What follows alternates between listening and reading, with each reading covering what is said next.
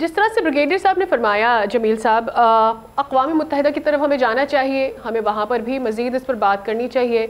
China इसमें हमारी मदद कर सकता है और फिर हमारी एक्सपेक्टेशन ये है कि नई जो इंतज़ामिया है, एडमिनिस्ट्रेशन है अमेरिका की, यानी डोनाल्ड ट्रंप के अंदर, उनसे हम पीस की तवक्को क्या रख सकते हैं या नहीं। हैविंग सेड कि उनका इंटरेस्ट अगेंस्ट चाइना क्या है, तो क्या इसमें अगर हमारी चाइना मदद करता है ये हमारे लिए रास्ते पेव करेगा या मज़ीद मुश्किलात हो जाएंगी हमारे रिलेशन विद अमेरिका?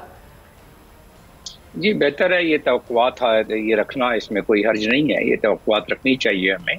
और फिर देखना ये है कि इन तवक्कुआत के साथ साथ हमें अपने हालात पे क्या ना हमारी नज़र है और इसके हमारी हक़ाइक़ से कितना नज़दीक है। तवक्कुआत तो काफ़ी अरसे से है, ब्रिगेडियर साहब ने बता दिया, 5 मरतबा डोज़र भी दे चुके हैं।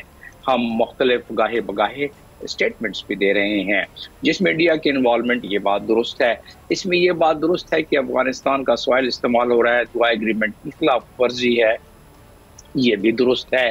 तीसरी बात यह है कि अफ़गान तालिबान शुरू से लेके उन्होंने पाकिस्तान के साथ कोऑपरेट नहीं किया, ये भी दुरुस्त है।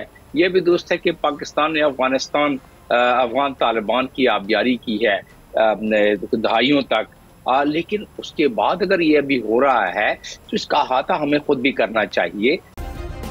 सब्सक्राइब करें और बेल दबाएं ताकि कोई खबर रह न जाए।